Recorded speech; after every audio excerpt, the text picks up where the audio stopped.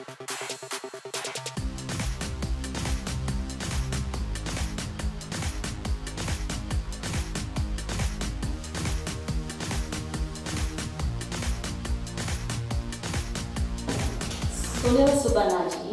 is the president of Houston Kannada.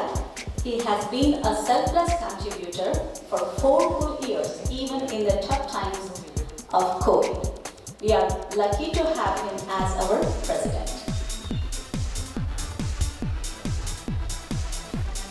Thank you for your kind words, everyone. Councillor, welcome. Dr. Khadar, sir, welcome. And welcome everybody to this very informative talk. I'm going to take a few minutes to talk about what Houston Kannada is and what its mission objective is. So, the mission of Houston Kannada is to promote public awareness and interest in performing arts, folk arts, Kannada literature, Kannada language, and cultural identity of the Kannada-speaking and Kannada-loving persons. So, Houston Kannada took its birth way back in 1983 when there were 45 families of Kannada who were in Houston, and they all came together and they wanted to continue their heritage, pass on their heritage, and they formed this organization, Kannada. And they had the very first meeting in our Indian Center of IOC. And the earliest arrivals of Kannadigas have been in the early 60s. The only thing that has changed now is we have much more, and we are still continuing the same culture and the thought with what this organization was started, and we are all very proud to serve. And even though HKV, as we know, Houston Kannada is a cultural organization, but it's never shied away from when there's a need for the community. Maybe during Hurricane Harvey or during COVID-19, we partnered with SEVA to help them out. And we are very proud to continue to serve the Houston community, and we warmly welcome you all to this health awareness talk by Dr. Khadar. Thank you.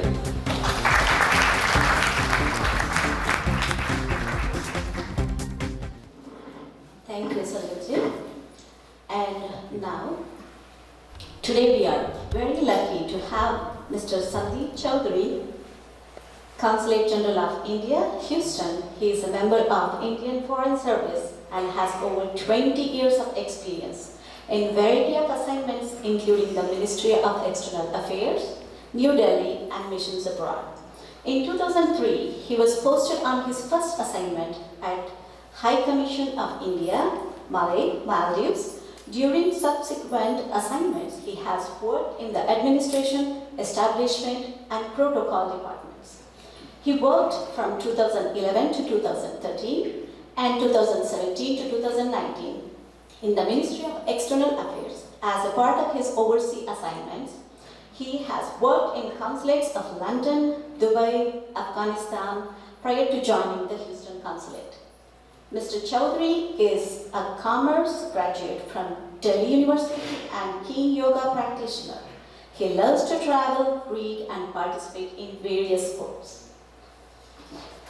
Thank you, Mr. Chaudhary ji. Please stand up so everyone can see you. Thank you for coming. And now we are all waiting. I would like to invite Dr. Vali, known as the Millet Man of India, who was honored with the Padma Shri Award from Government of India 2023.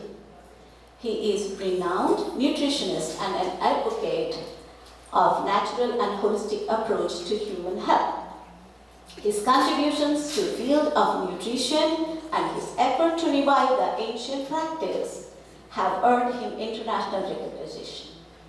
Now I would like to invite Sudhiji to come up on stage and say some few words about Dr. Khadar.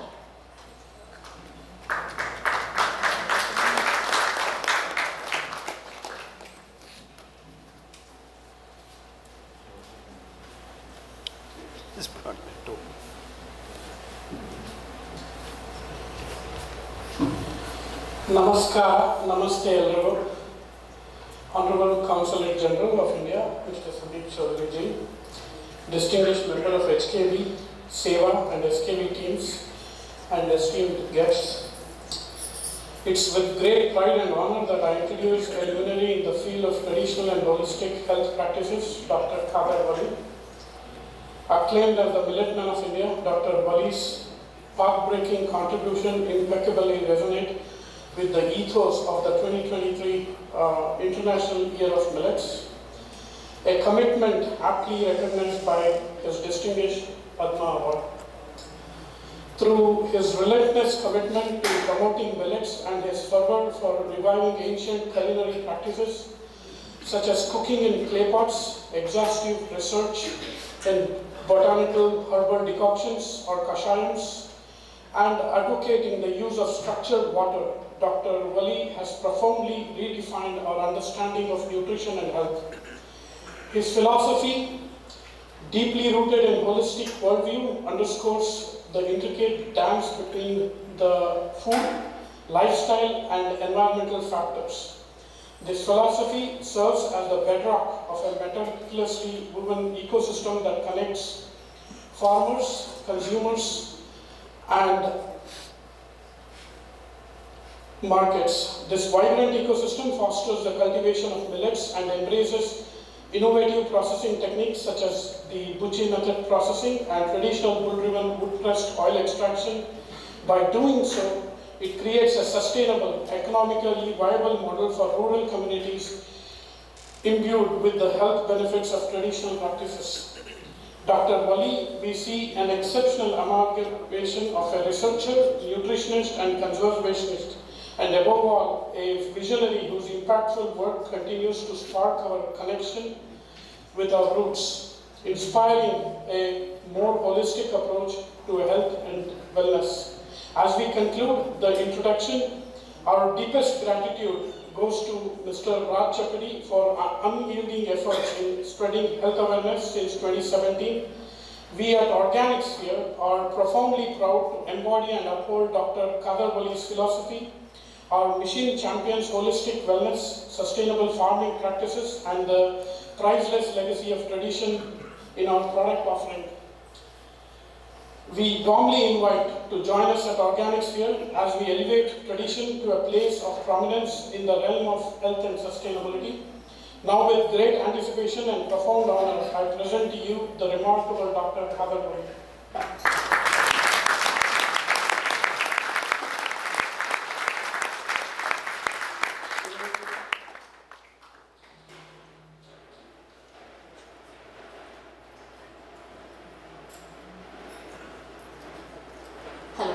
And I wanted to say one more thing for you guys.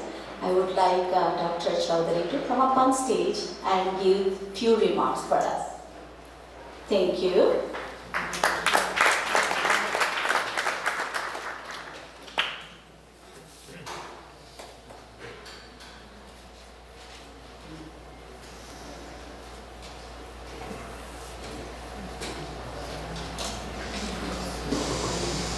First of all, thank you for that kind introduction you made a few moments back.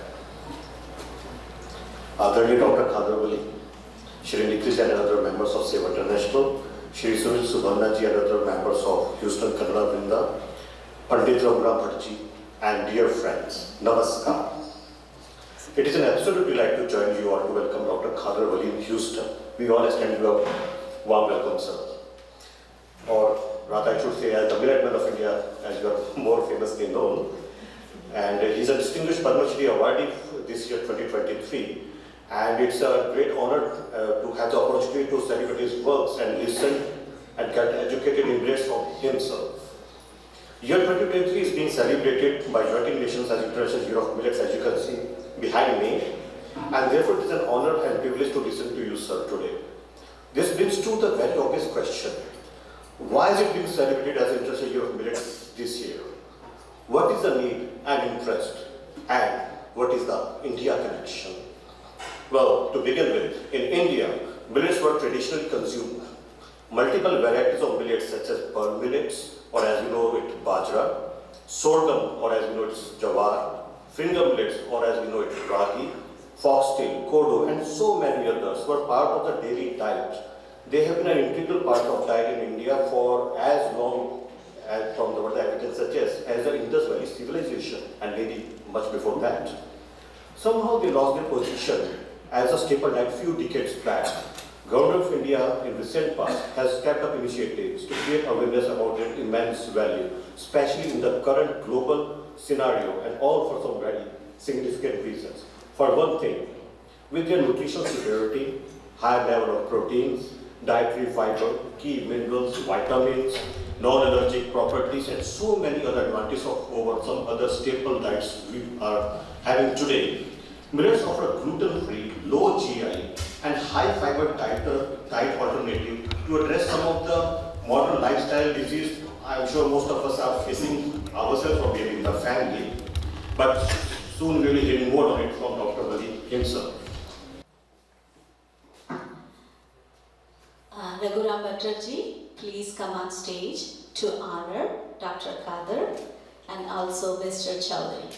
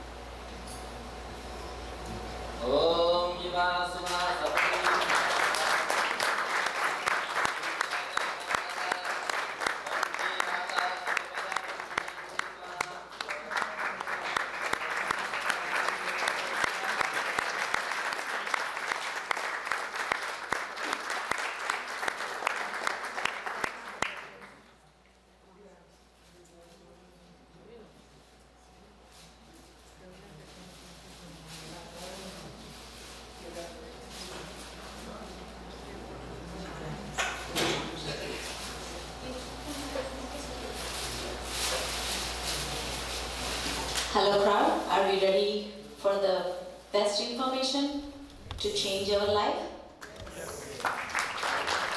That's good. Dr. Cardiology is here to change your life for better.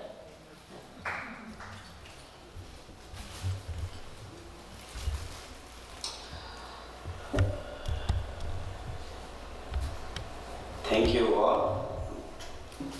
Good evening to everyone. Can you switch on this light? I can't see you people at all. No audience.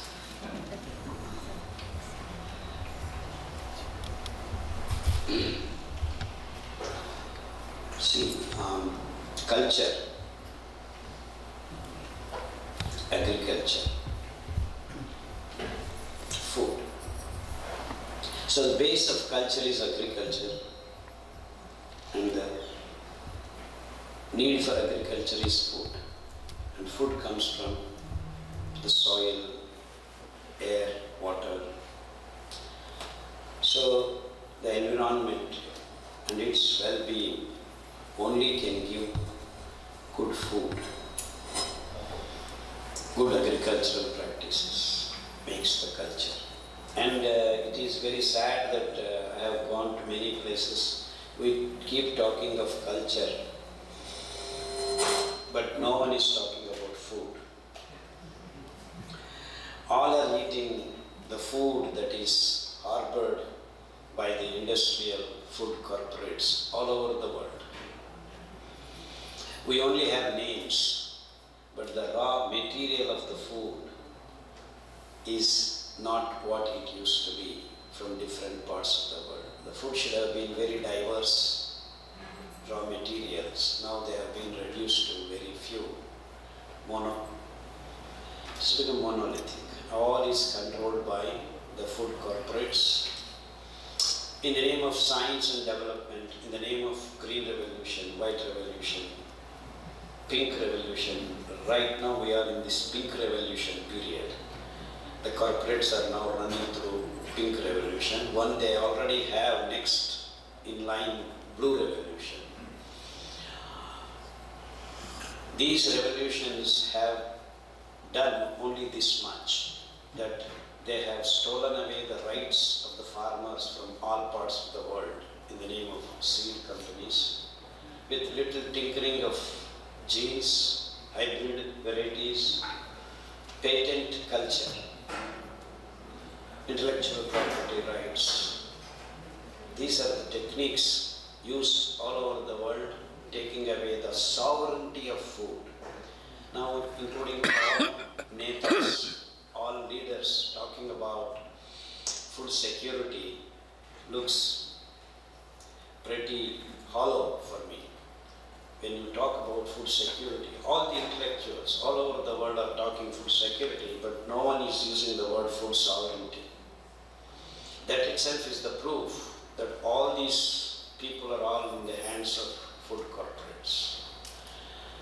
Food should be sovereign. The ultimate right to grow what not to grow should be in the hands of the farmers of the nation. But that has been completely stolen away, tucked away by these food corporates.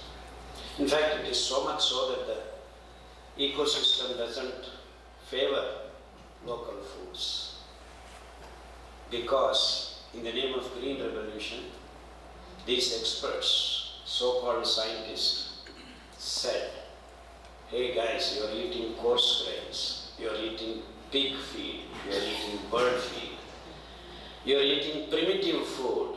Here we are offering you fine, refined rice and wheat and sugar. This is the food. And we didn't have any question. We said, yes, fine. Many policies were made to suit the corporates, and the whole agriculture totally, absolutely just disappeared from this planet.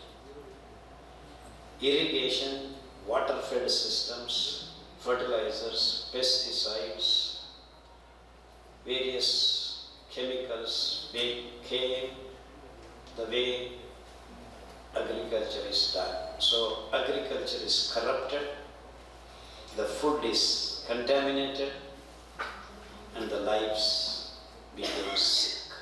This is exactly what happened in short in the last 75 years. All over the world.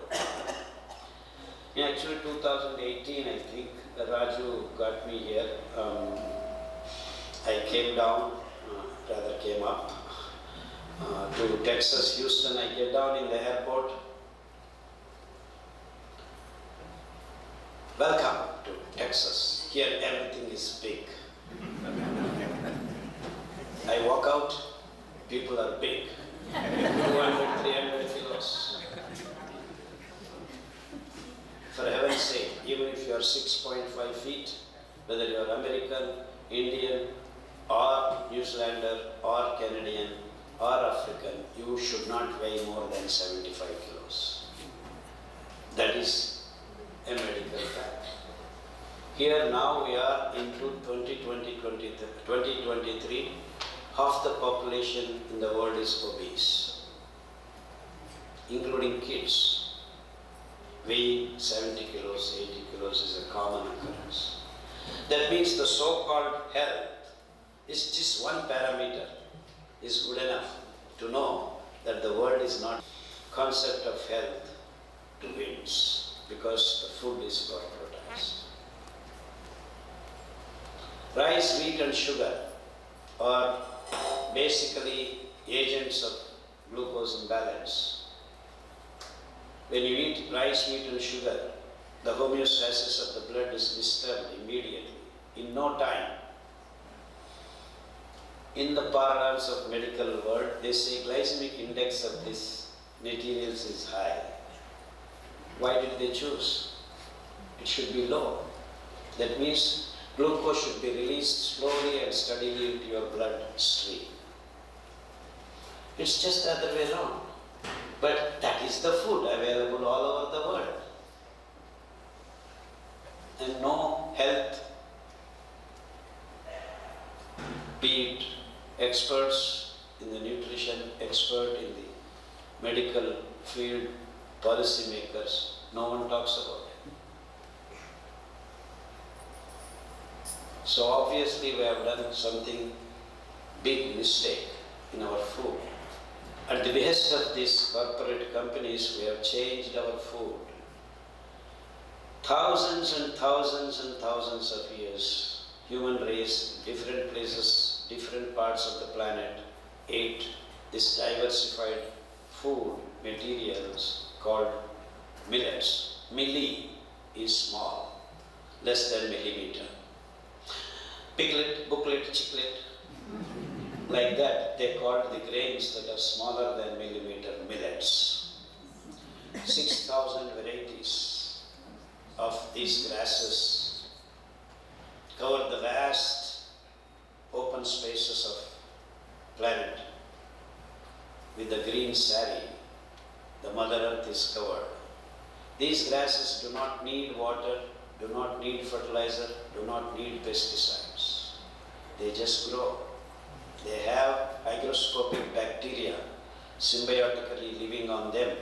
The grasses harbor these bacteria, so they just absorb enough water required for their growth from the atmosphere. Even if there is 10 centimeters of rain fall, good enough. Even if the temperature is 50 degrees centigrade, they have no problem. Absolutely. So from 10 degrees centigrade to 50 degrees centigrade, anywhere, anytime on the planet, these grasses grow and no irrigation required, no effort from your side. You see how we were misguided by these food corporates, saying that is coarse grains, pig feed, bird feed. Even today, Colorado produces tons and tons of brown top millet, which is an American millet. But the highest apex body of scientific community, FDA, writes not for human consumption. Bird feed. So many of the experts in the field, scientists, policymakers, we don't know how we forgot these millets. No, we didn't forget. They were stolen away by these corporate experts.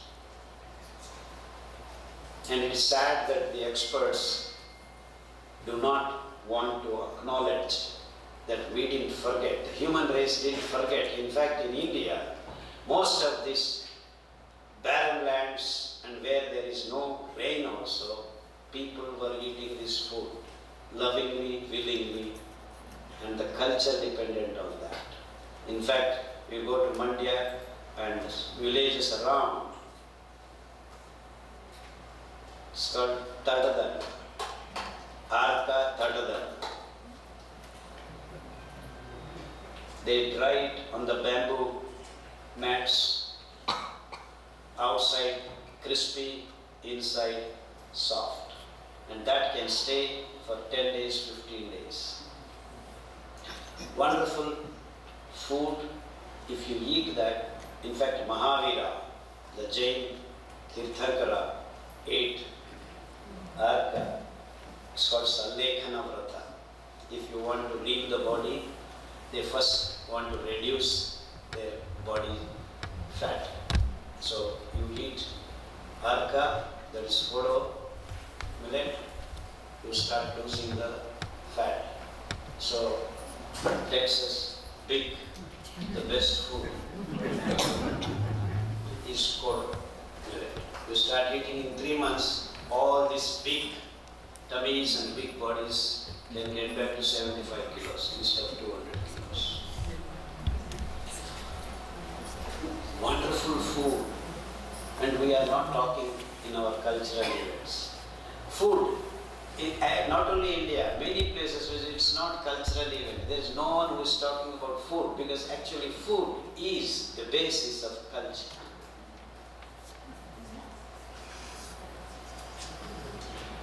That apart.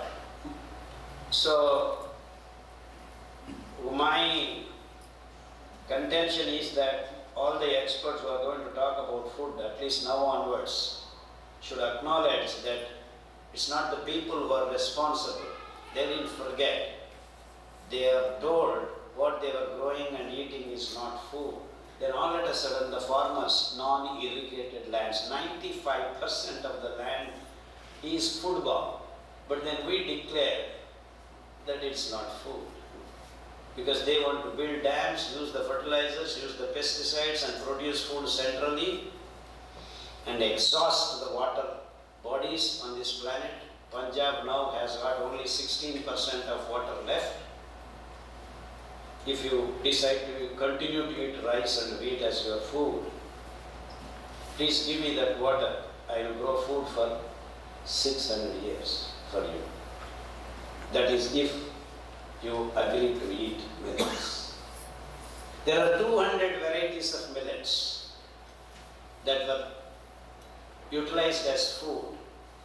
I hope the audience has noticed I didn't use the word consume. Have you seen the difference? All over the world, 200 diversified millet foods were utilized as food, not consumed. Because to produce the present day food, rice, wheat and sugar and byproducts, milk and meat, the world has consumed the natural resources, so much so that California is burning. Florida Everglades, a beautiful natural ecosystem, is completely destroyed for the sugar that you are using for donuts and coffee and tea.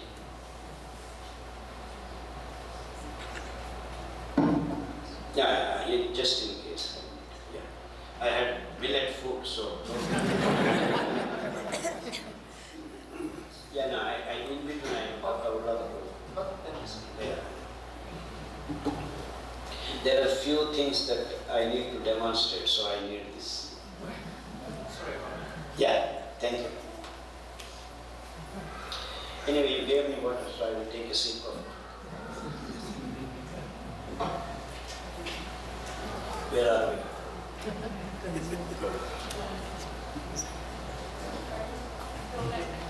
All the diseases, not just obesity,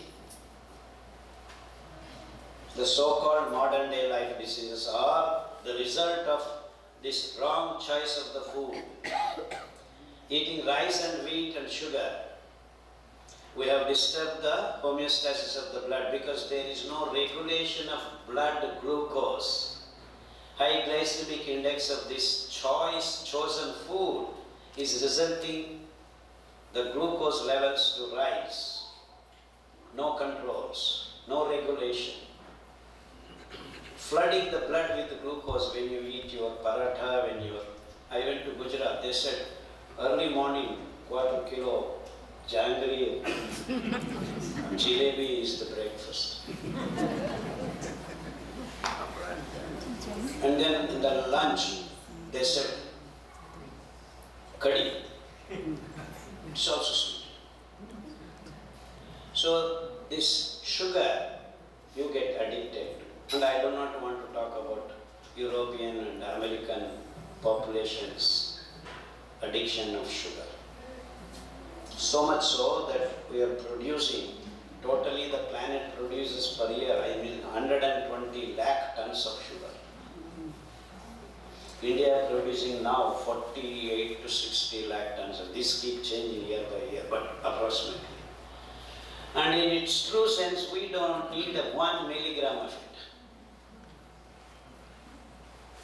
Not even 1 milligram. The whole biochemical process of digestion is the goal of the digestive system is to produce glucose to be absorbed into the blood. So that is the last but one product, sugar, the penultimate product. So in a series of biochemical reactions, and all the experts are keeping quiet. The whole system is topsy-turvy, and you have a host of gastric problems. No problem, we have a pill. You have erosions because you have chosen gluten, wheat, colon to anus. Trouble is created. No problem, we have a pill. Your blood has become thick because there is so much glucose. How much glucose should be there in a given time in any human body? Not more than 1 gram per 1 liter. So you have 5 to 6 liters of blood, 5 to 6 grams of glucose at any given point of time. In technical terms, it's called HbA1c. That means the glycosylated hemoglobin should be around 5 if you want to be healthy, and that is the definition of homeostasis of the blood. So when you eat rice, wheat, donuts, anything that you eat made of this rice, wheat and sugar, you are pumping in tons of, instead of 5 grams, you are getting 50 grams to 70 grams. So what does the body do? Poor fellow. Emergency work begins with all the endocrine system, liver, pancreas, running around, producing things that they are not supposed to do. It's 1 day, okay, we can manage. 2 days, we can manage. 3 days, you can manage. Lifelong, you are. So the blood has become thick. Who gets the brunt? First thing is your heart, to pump the blood. You have created a BP patient. No problem, we have a pill, blood thinner. So go to the doctor, sir, I have BP, I am not able to pump my blood properly, it is thick and high numbers are coming. Don't worry, just take this pill. Sir, how long? How long? How long? How long? Lifelong. Now here we have created a disease, lifelong disease. Now instead of saying like this is lifestyle disease, now experts are telling this is lifestyle disease. I don't know where lifestyle is. All over the world, everyone is eating the same raw material, producing this wonderful disease called lifestyle disease, for which there is no cure. There is a pill that you need to take lifelong. Have I summarized it well? So where is the problem? In the food or in the research done by all these experts? How do I solve this problem? What does the expert has to say? Just say, do not eat rice, wheat and sugar.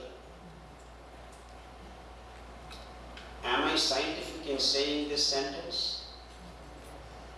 Or am I right in saying that you take the pill lifelong? Please do answer me. I am not able to see you, your faces. The answer is the second one, because it fits another corporate called pharmacy. So we have a pill for every ill. This is the sad story of human race. So according to my analysis, all the scientists, experts should just say, do not eat this. We do not need it because the biochemistry of our blood digestion doesn't define the food should be this.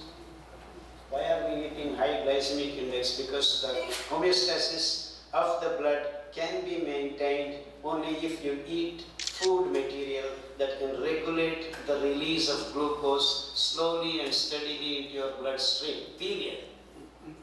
No discussion left. Which fits this definition.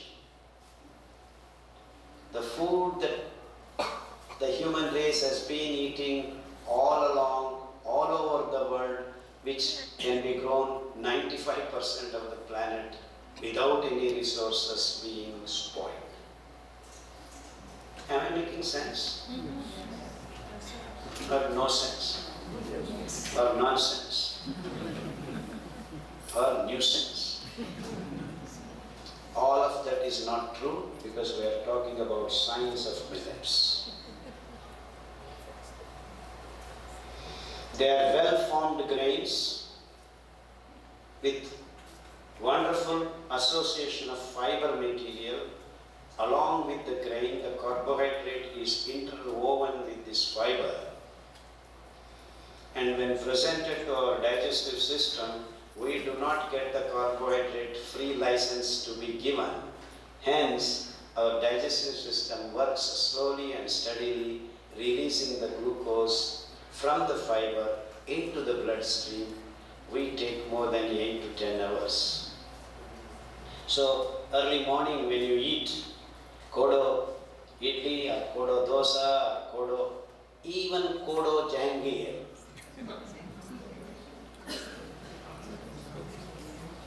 the sweetness being provided by any fruit sugar or palm tree sugar, which is fructose based, your glucose release is planned, regulated, slow and steady. Hence, glucose balance not disturbed. The word glucose imbalance is coined by Dr. Khadar.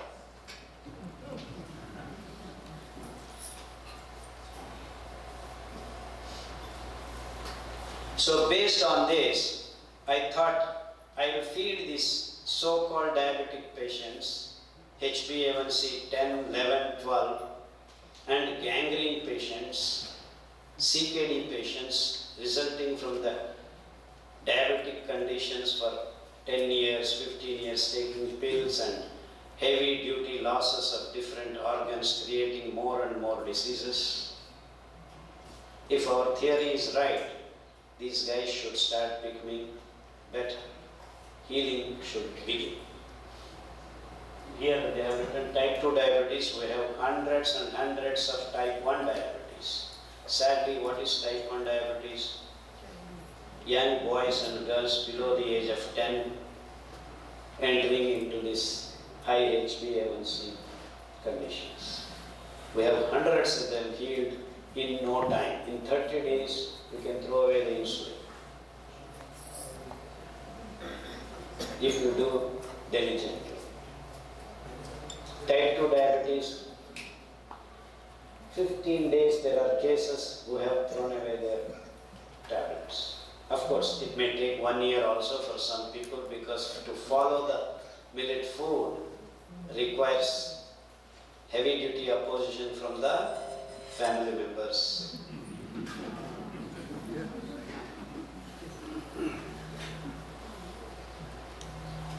And believe me, we have achieved wonderful results. Thousands and thousands of diabetic patients. And then there is a huge cry saying there is a phone which is ringing.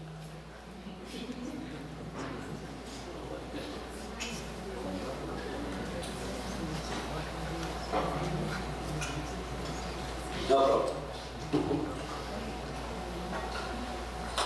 So all associated lifestyle diseases can be just wiped out if you change your food. And that is science of millets. Why do they do this job so efficiently? Because they are interwoven with carbohydrate being interwoven with fiber. So here we have millets. Unlike rice and wheat, the fiber content that is present in a very small quantity, 0.2 grams in the paddy rice, 1.2 grams in the wheat. Triticum vulgare, and its many varieties, patented, intellectual property rights, all these things. So the farmers have to go back to seeds every year to these seed companies. So farmers are not farmers anymore. They are laborers to these companies. Only irrigated agriculture is recognized as agriculture. We have huge amounts of write-offs for these fertilizer companies from each and every government. India alone writes 2.39 lakh crores of rupees every year. And all the people, including educated engineers, and scientists and doctors think rice they are eating produces these millets and wants you to buy at the cost of 100 or 150 rupees. It is very costly. 150 rupees is costly, 3000 rupees is no cost. On top of it, these are the political leaders offering 1 rupee kilo, 2 rupees kilo, no rupees kilos. Poor farmers in remote villages were actually still growing these grains and eating, and they were happy. They didn't have any disease. But then this TVs came, papers came, news readers, hey, you are eating primitive food. So all of a sudden they recognized, oh, we have no food, don't worry, we'll give you this. Centralized managements, big godowns, pesticides, preservatives. Apart from the GI problem, we have now introduced chemicals into the food. हम धीरे धीरे जहर मिलाने को शुरू कर दिया. We started introducing poison into our food in the name of centralized food production, food processing, and food consumption. Here I am using consciously the word food consumption because the doctors telling us to eat every 2 hours. Experts. Keep at 8, 10, 12, 2, no other word. Keep eating.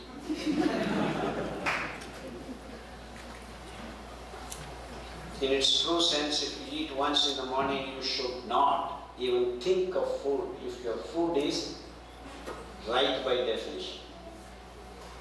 It will supply the glucose needed in its quantum levels. Whenever you work, whenever you need, there is glucose, not flooding the bloodstream.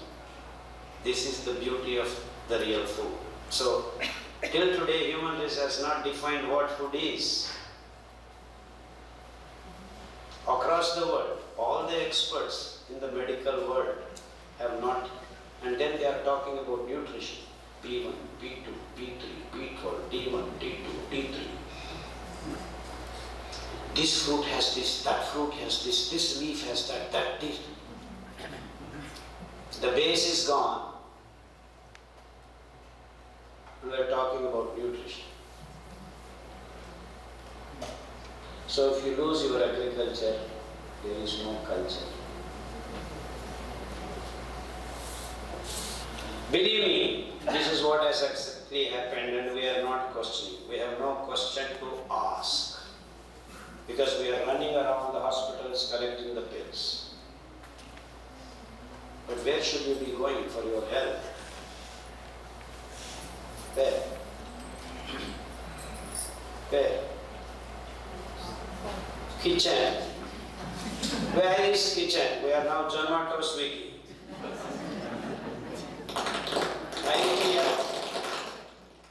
Super Kings and someone else fought. That day, Bangalore alone has ordered 98 lakh orders, and we are only 1.1 crores. So, where is kitchen? No kitchen. And this is what exactly the corporate wants. These leagues are designed, manicured, so that you forget your kitchen. There is no kitchen. Europe and America, I don't want to talk. I am talking about India doing these things. There is a 7th class student ordering Zomato and Swiggy or going in the bus. Into school.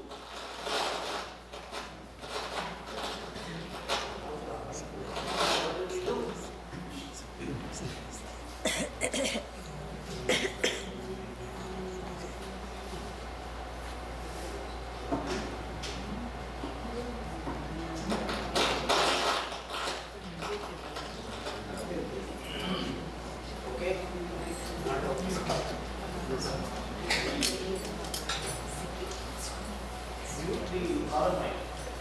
Mute the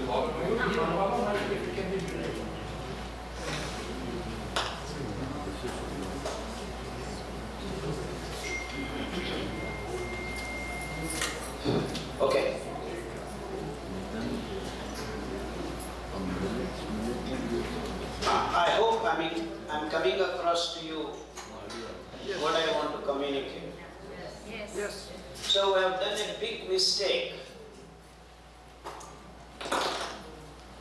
Food should have been a health giver.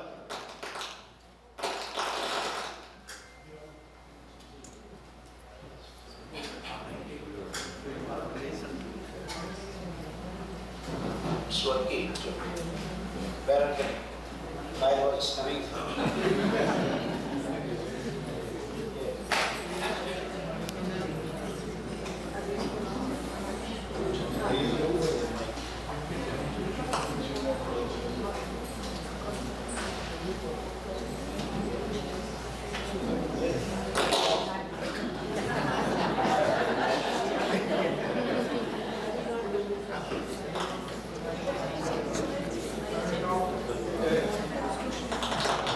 Yeah, outside maybe.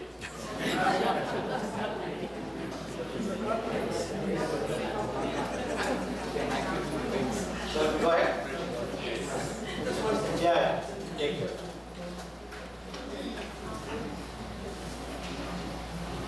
Sorry about that. No, that's enough. I hardly need for a few minutes.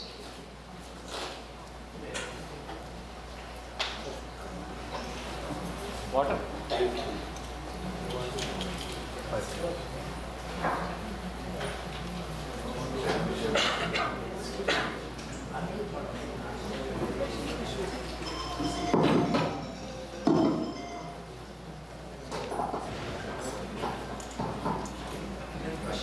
Yes.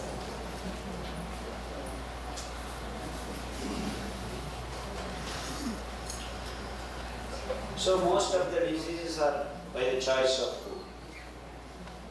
We have demonstrated almost all these lifestyle diseases, rheumatism, thyroid problem, this problem, that problem. All of them disappear over a period of 3 months to 6 months, if not 6 months in 1 year. And in fact, all the story began when I first came to America in 1987 and found a small girl of 6 years of age in the hospital reception hall, saying, her mother telling that, yeah, this is the fructose-based palm jaggery, where you have no glucose imbalance when you consume. What it means is even if diabetic patients also can eat kheer, sweet made out of millets and this once a week or twice a week. What Dr. Khadar showed, sweet, so don't go and eat gulab jamun and every day, made out of this jaggery also. This also has got some amount of glucose, so if you keep eating, it will balance you. Okay, that apart. When I came to America first time, I saw a girl, 6 years old, menstruate. That was a big shock to me. Why did this happen? I asked the doctor.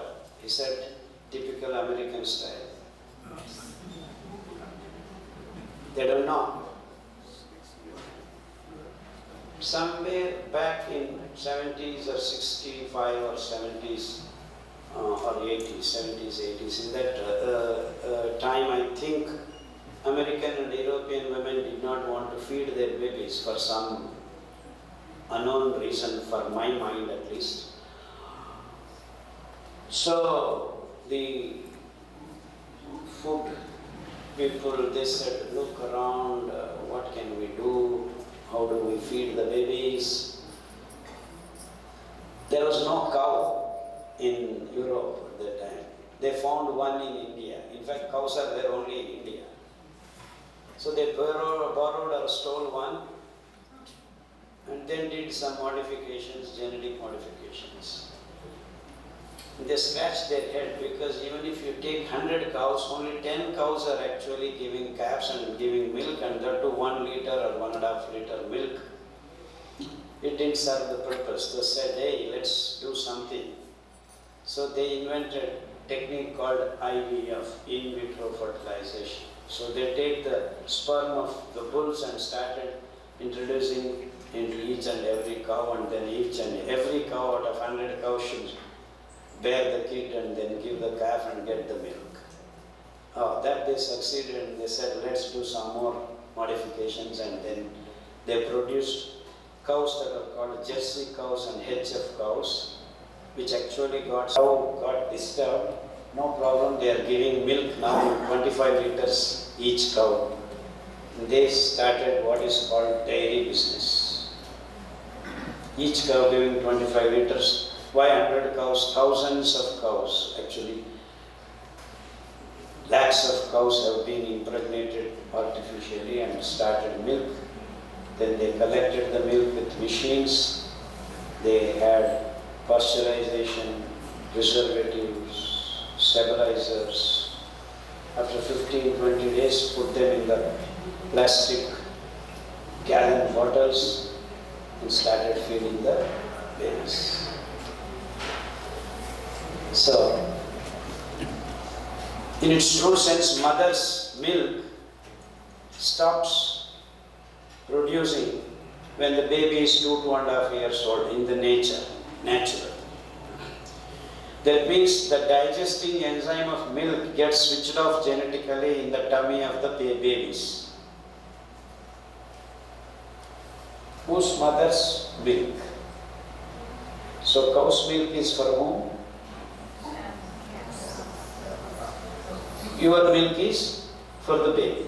And milk is such a dynamic food. In fact, the constituents and the nutrition value keeps changing because every 3 weeks the baby keeps growing. So, when the baby keeps the lips on the nipple of the mother breast sizes up what the requirement of the baby is and then keeps changing the milk in the next coming days. That is the nature of milk. It's not only human mother, cow's mother, lions, tiger, rabbit, whatever, all mammalian animals do the same thing, but the milk constituents are different for each different species. And a cow baby grows up this much in 6 months, and your baby grows this much on. That means the constituents, including the hormone balance, is different from species to species. Here we are in the expertise of genetic engineering and genetic called biotechnology. We have declared milk complete food. Whose milk for whom? Whose milk for whom? That means you should not be giving a single drop of milk other than mother's milk. By heavens, if you give second birth to the baby, that milk belongs to whom? The second baby. The first baby doesn't come and drink the milk. Same mother, same lips, same nipple, but the milk doesn't belong to the first baby. Am I right? Yes or no? Yes. Then why are you drinking coffee and tea, paneer tikka, pizza, burger, cheese? The result is the babies, female babies started menstruating, their average age started coming down by decade. So when I came to America in 1987, the result was that, as simple as that, because the micro balance of hormones is disturbed if you take any other animal milk. What do? Women started having lip hair, upper lip hair. No problem, we have beauty parlors.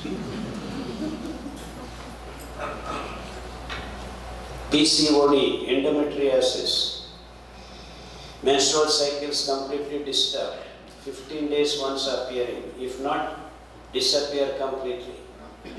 All these issues after the humans started, in the name of white revolution, we disturbed the hormonal balance. We created hormonal imbalance. Again, the term coined by Dr. Khadar.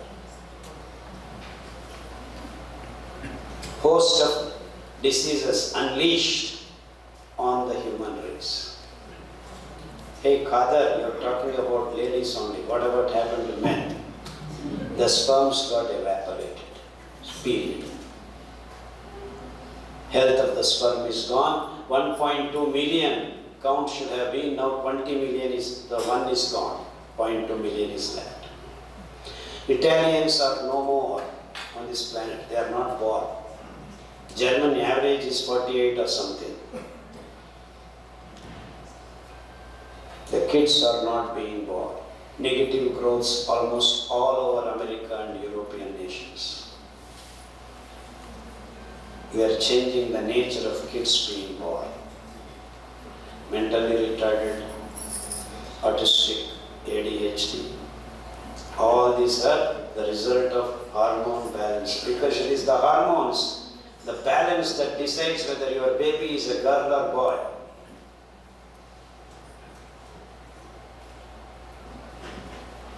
So now you have all these problems, gynecology departments flourishing. So much so that the experts do not want the baby to come out of vagina. Oh, there is a problem, this is a problem, that is a problem. Started opening up the tummies and bringing them out. Taking away a beautiful act of mother while the baby comes out of vagina, lodging the inoculum that is gut microbes. It is the microbes that you harbor in your gut work together with the living cells of your gut and produce the chemicals that your body cannot produce. For example, vitamin B12. Then this expert said vitamin B12 is present in pig body, cow body, deer body, monkey.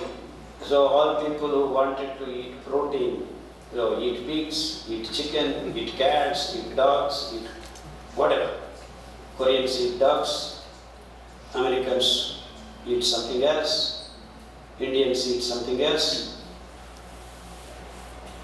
What have you done with this? You have disturbed the gut microbes, microbial imbalance, another coin termed by Khadar.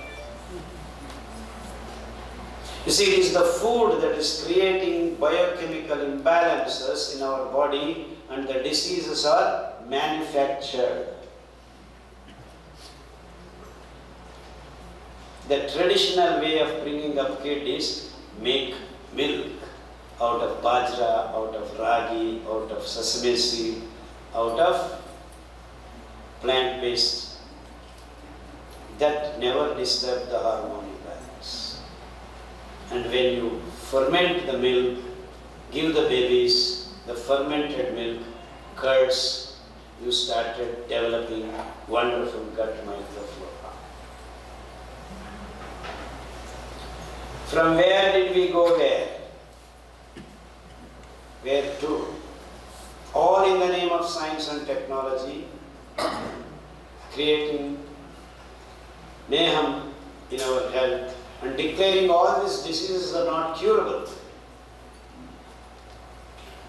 Chronic kidney disease started appearing because you have too much protein. The kidney is not able to bear. It's the only organ which can deal with ammonia and related products. I can go on blabbering like this, but the solution is already there. It was there all along. Millions of years human race ate this, but we declared as no food. And no need of water, no need of pesticides. Until today, the whole world is groping with highly advanced systems of diagnosis, prognosis, so many complicated terminologies. No one understands, they themselves don't understand, complicating our lives. A common man doesn't know whether to go to hospital. If he goes, he doesn't know whether to come out of the hospital. You see, it's not just the health. The whole systems are topsy-turvy. All because now business taking over the science, it should have been other way around. And we all expect to be healthy, and we have so-called policies, insurances, this and that, are much more complications in the management systems. All these things can just vanish away if you choose your food right. Are we ready? Yes. Are we ready? Yes. Change your food. You will change life on this planet.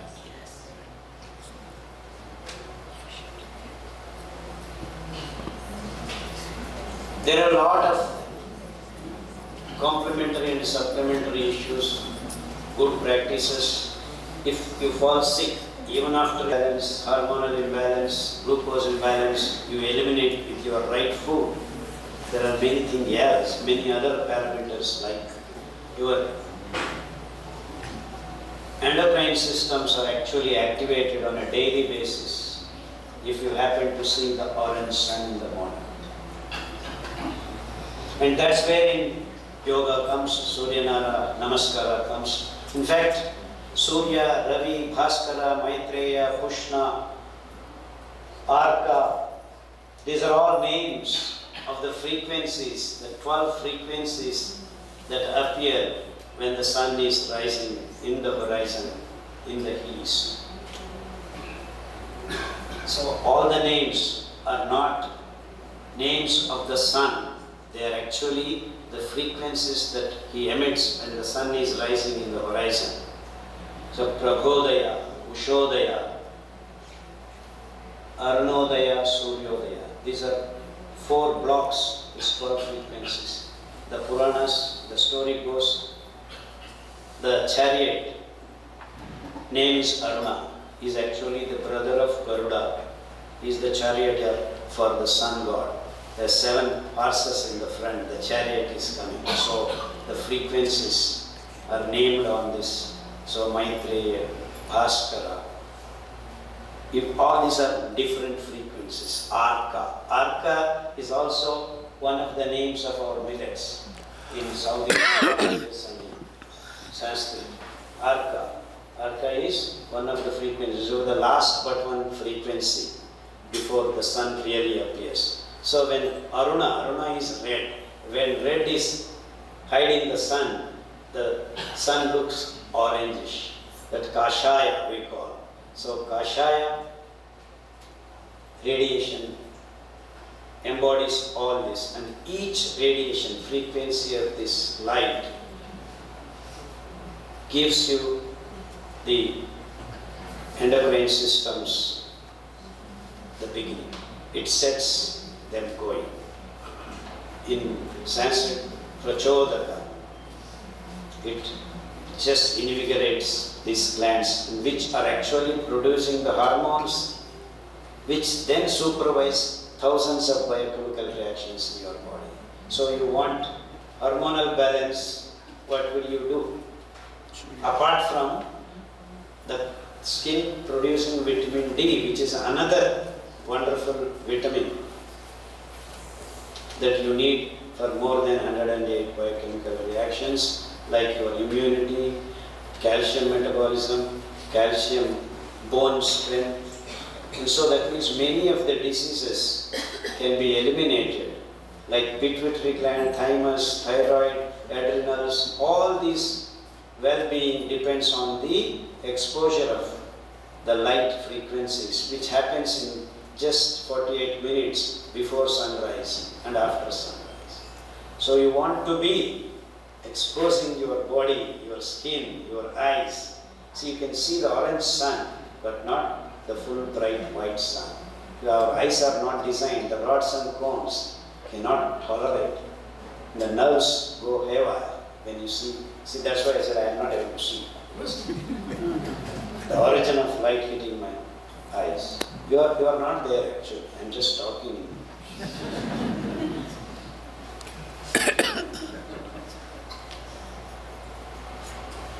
So, you want to heal, including cancer. First thing you want to do is vitamin D is the most important thing, because gene regulation, the toxic morbid waste stuck in your genetic code can be removed if your internal endocrine system gets activated properly, including circadian clock, that is each and every living cell, its sense of time is given by one of these wonderful frequencies. That's why our ancestors said Surya Namaskara.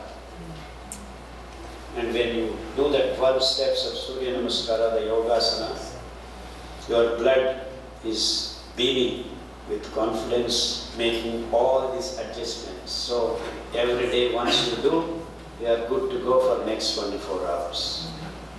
Can we do that? Yes. How many have you seen orange sun? In fact, one of the patients came in Bangalore, a young boy. He said, you should go on. Sun is orange?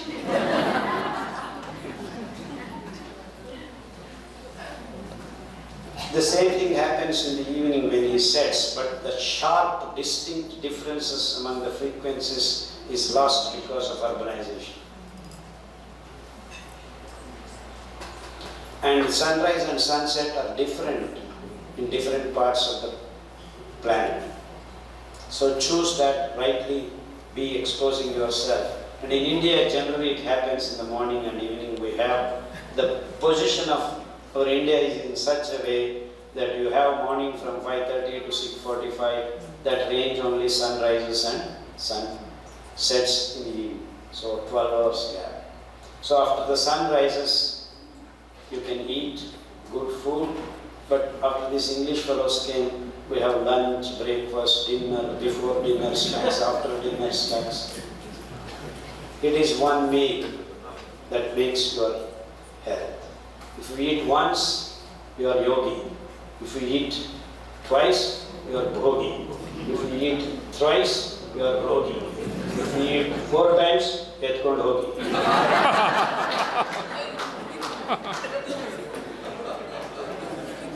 That's in our language, Kannada. Kannadalli maatadidre kick barta ide.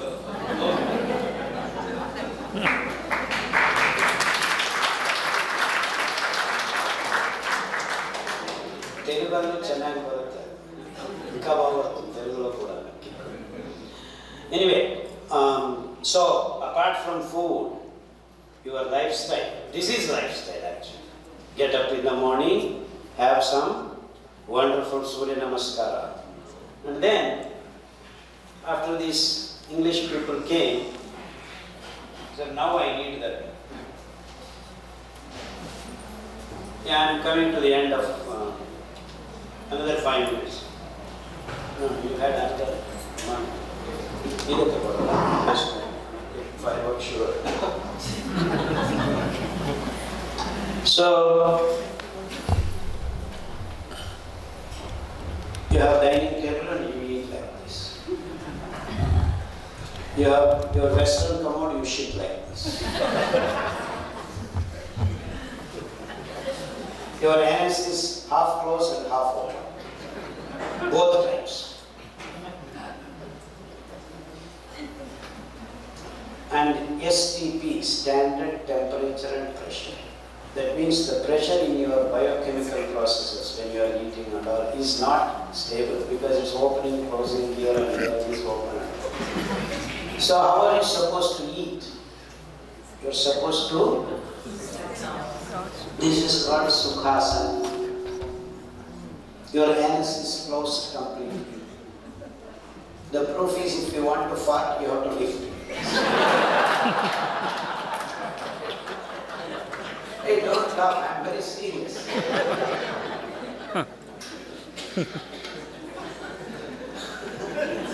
Sorry. This is Sukhasana. So your first mouth is open, you eat, everything falls in place, there is no disturbance of pressure or temperature. You are good to go. Now how do you shake? This is called Malasana. You balance your body on the 6 toes, support your buttocks with the heels, and the anus opens completely. You move the bubbles. The peristaltic movement to push out the shit is complete and clean. In 30 seconds, shit comes out good to go.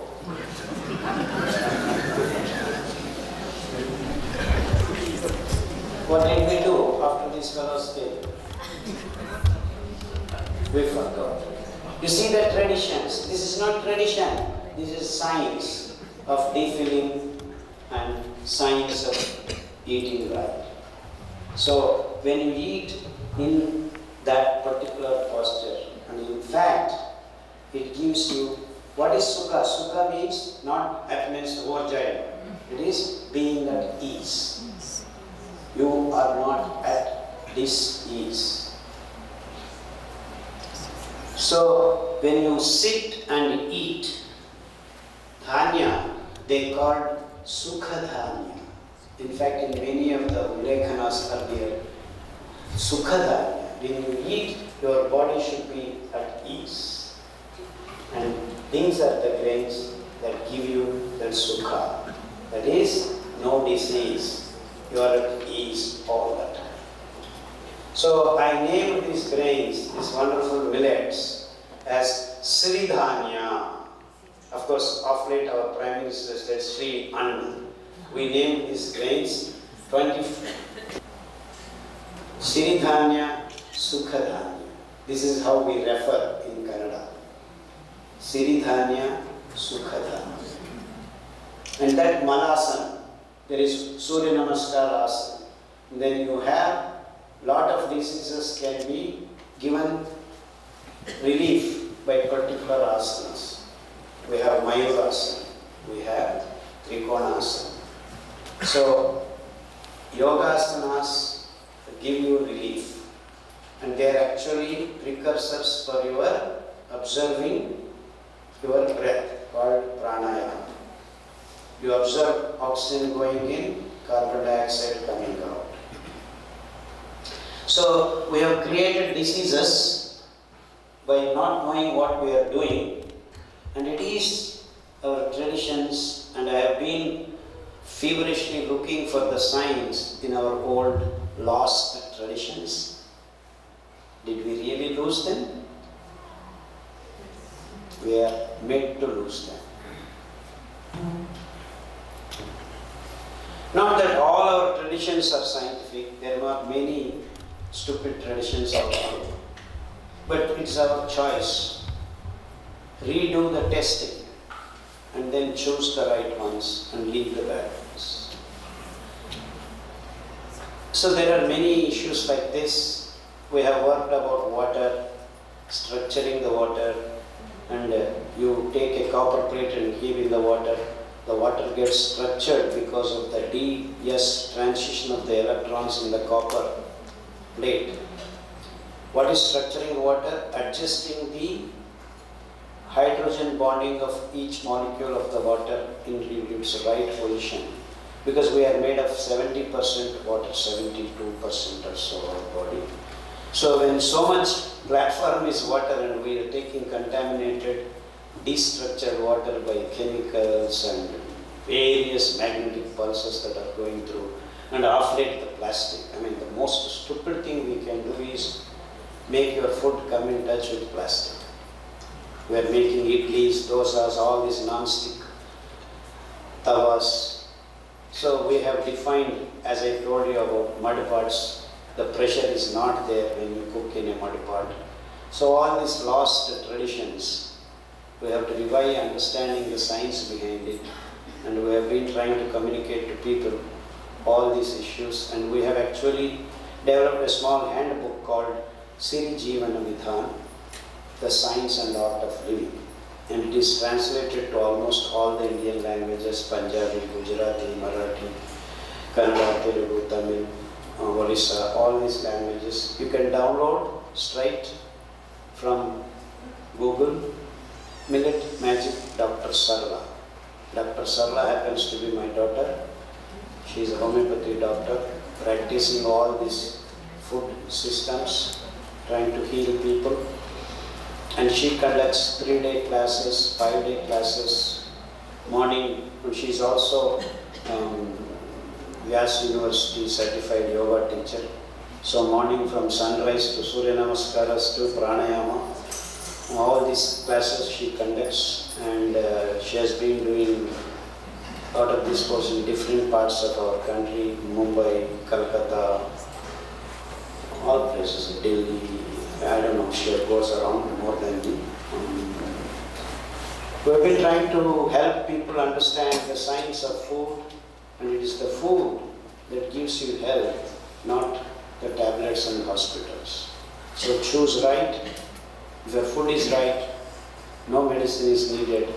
Food is wrong, no medicine works. So people say, oh, I have gone to naturopathy, I have gone to allopathy, I have gone to homeopathy, I have gone to tautopathy, nothing is working, go to Tirupati.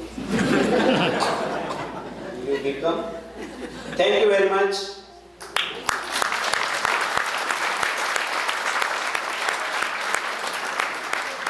I have taken 15 minutes more than what you allotted me.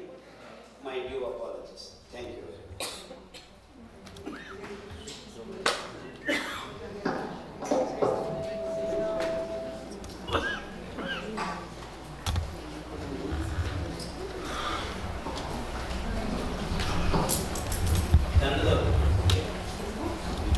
ನಾನು ಬಾಯಿಂದ ಮಾತಾಡ್ತಾ ಇದ್ರು ಅವ್ರ ಅರ್ಥ.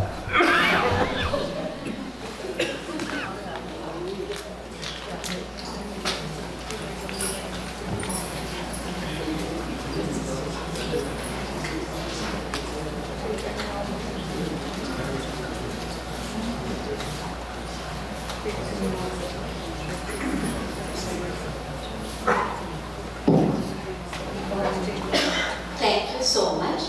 We have all of them for the enlightening informations. Yeah, you kept me in dark. So as we promised that few of them have texted all the questions, we would like to answer few of them, and also you might have gotten a link. If not, by the end of the day you will get a link. Any other questions you have, you will get answered through the WhatsApp. Okay? And we have selected only few of them so we can answer, otherwise we are going to sit whole evening. So I'm going to ask the questions which are few. I have to leave tomorrow to India. So we don't want to hold on.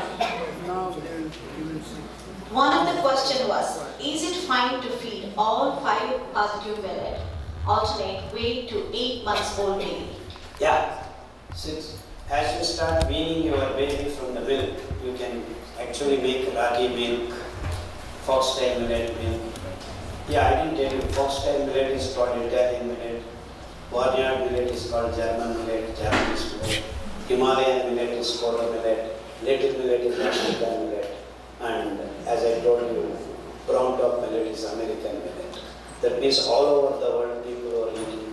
And in fact, Jesus Christ is supposed to have his last supper, unleavened bread is made of brown top or foxtail millet. So, and broso millet, finger millet, jowar, that is great millet, and then corn, though not millet, but belongs to the same family of C4 grasses. So we include that into neutral grains because their fiber content is below 3.6. Whereas these grains, as I told you, 8, 9, 10, 9.8, 12.5%. So the question is, can they be eaten by 6 months old? You can feed them, but soak them well, because the fiber content requires to be hydrated before you cook. How many hours? If it is a full grain, 8 full hours. If it is broken, 4 full hours. If it is made into atta, even then 3 to 4 hours to rest the flour before you make roti or bread or whatever you want to cook. So pre-planning is very important. You have to soak. Come on, Dr. Khadar, we are in Zomato, drone coming and feeding into our mouth. You want us to wait for 8 hours? I didn't ask you to soak yourself for 8 hours. Soak the grain. Soak it, it takes 1 minute, and then come back after 8 hours, do whatever you want. So that care if you take, you can feed 6 months baby to 108-year-old man or woman. Their daily study, yeah. Okay. The second question, I think they have a bird in their house probably. So they're asking, can I pick up a bag of bird feed from Walmart, cook and eat it? Yeah, beware of the pesticides and fertilizers they have used. If you can actually dehusk them in your house, that is to be dehusked. You cannot simply cook, because the dehusking is very important for this minor millets. And the major millets like ragi, great millet, bajra, you don't need to do that. That's why they are still left here and there. Otherwise they would have also disappeared by now. Okay, so you can in fact technically do that. By dehusking you get rid of most of the chemicals because they cannot penetrate into the grain, and that is the advantage of the millets. You can do whatever nonsense you want to do, but still they are going to be good for you. So you can put fertilizers, good water, they don't care, they don't even touch them. We have done these experiments. So all the millets are good to go. You can actually pick up, dehusk. Dehusking is not done. Many people eat millets or fry and then cook. It doesn't get cooked because it has to be hydrated well. So dehusk, and how to dehusk, we have got the videos in the YouTube, no problem. You can do it. So go ahead and enjoy the right food. The other question is brown rice bad too? Of course, all rice is bad.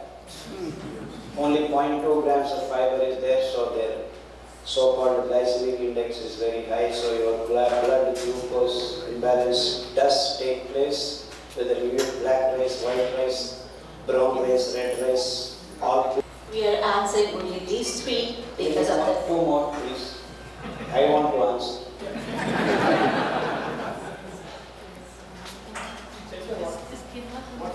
It's okay. I'm just being funny. We have more questions, but we selected these. Yeah, I don't want to break your protocol. Meanwhile, if I could have the liberty to ask. Sir, please. Thank you. I heard about this about the milk of other species in Dubai also. I did a good talk. But sometimes it says that if you convert it to curd. Yeah, that's where the problem is. The animal protein is completely fermented by the lactobacillus. So that's a good way. If you still want to, you can have curds and buttermilk and churn, get the butter. You know, our Krishna Kanai is makhan ka chor, doodh ka chor nahi hai. But it's minimized or goes away? Basically, the animal protein nature is destroyed by the lactobacillus, and it is nature.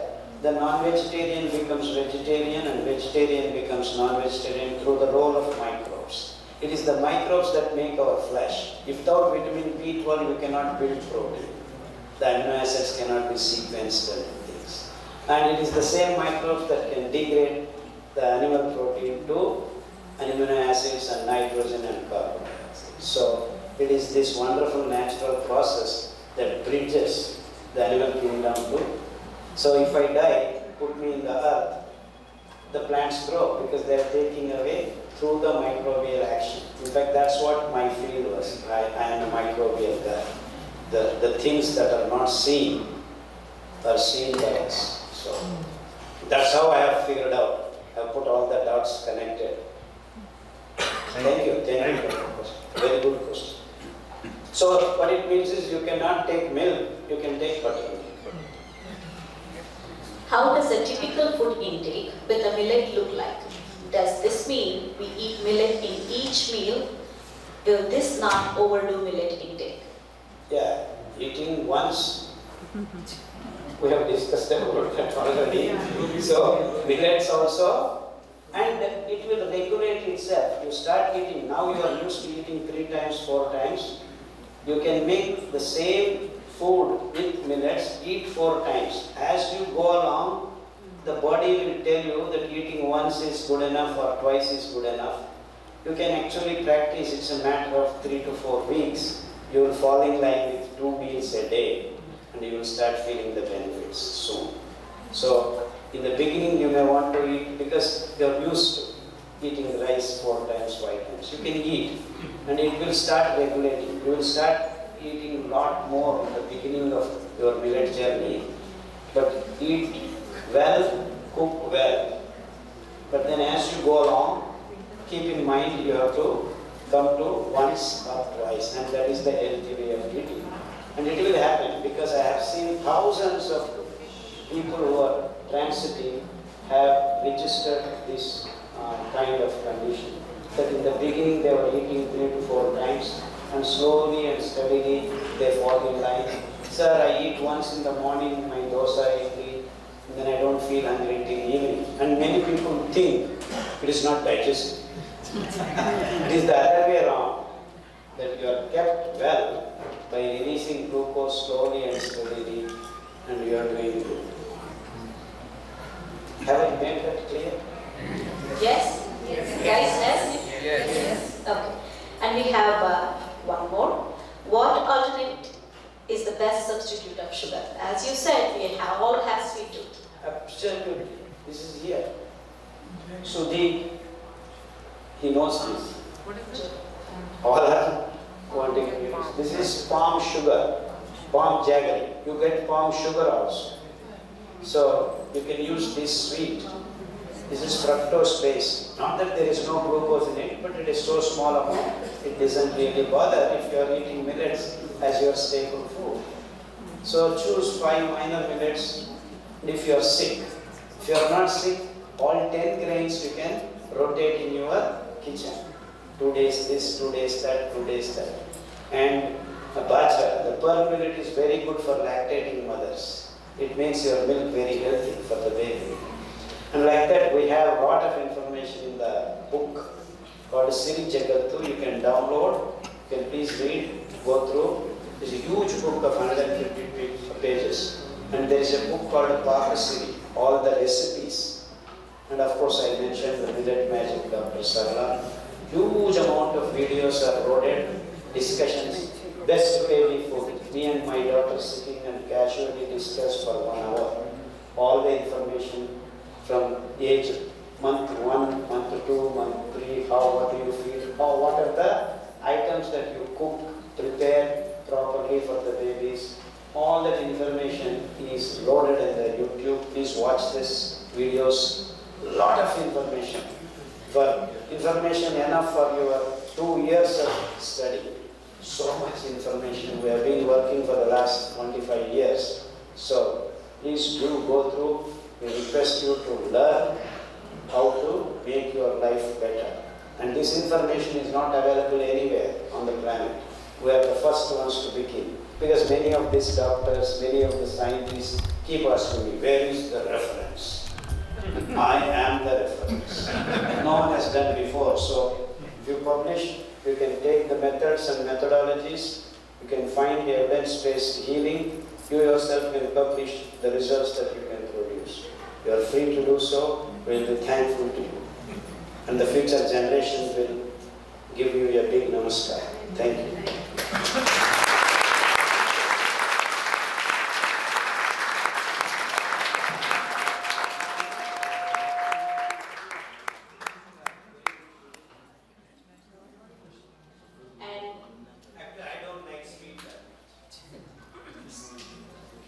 There is one question. I'm sorry that I won't ask everyone, but yes, go ahead, sir. I wanted to ask about sprouting of millets. Yeah, you cannot sprout the rice. Without dehusking, you can sprout. But you cannot eat the grains husk. It is very difficult to digest. So the sprouts of millets do not attempt to eat. Okay? It is very difficult after the sprout. Sorry, I thought I was getting my Yeah, but people tend to make it powder, but the husk material is not that easy to digest. So you can get bajra sprout because there is no husk. You can get ragi sprout, there is no husk. You can get jovan sprout, there is no husk. You can get corn sprout, no problem. But other millets, where there is husk, especially these 5 minor millets, you can sprout because that's how you grow your grass. Okay? That's not an issue. But can you eat along with that? Some people want to eat, you can go ahead and eat, you will find it is not that easy.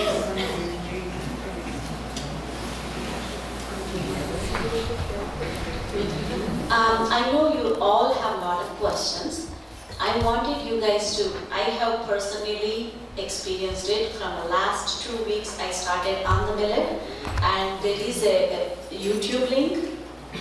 Dr. Khadar was saying his daughter, Dr. Sarla, she has step by step how to cook, and I have no idea about the millets. She has given a well-known information where you won't have any confusions, and they do have a PDF which you can download. Yeah, the recent loading of the Millet Magic channel, you have tagged PDFs. So just go there and download. When you subscribe, it will take you guys to the link. So it's in the Google Docs, you guys can download it. And also the questions which you have sent it to the phone number, they are all going to be answered, and they are going to send the link for the YouTube and for the PDF and everything. So cancer, HIV, even including progressive diseases like muscular dystrophy, many of the people have been finding their problems getting healed. So you have hope to be healthy this planet coming to next generation. And there is a WhatsApp group called Siridhanya USA group. If you join in that one, Siridhanya USA group. Yeah, Raj Chapti has been helping you, and a lot of information we can give you to join this group. And he's very knowledgeable, he has been with the last 5-6 years. So whenever he has to also So we have a community group for Siridhanya USA group, that's for announcements. For Houston, we have 2 groups, Siridhanya Houston 1 and Houston 2. I think the WhatsApp link would be sent. So please feel free to